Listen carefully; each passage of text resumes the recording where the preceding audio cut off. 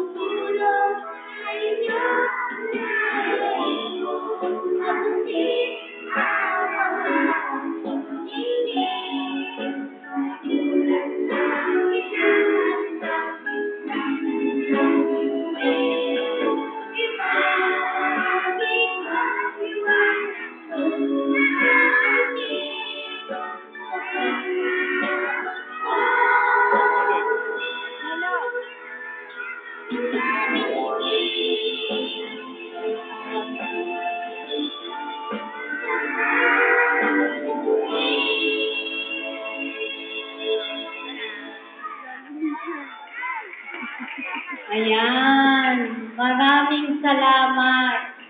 Ayan po mga nanay.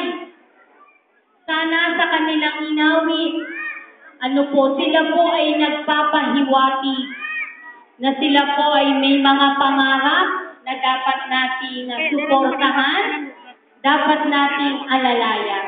Ayan, dahil ang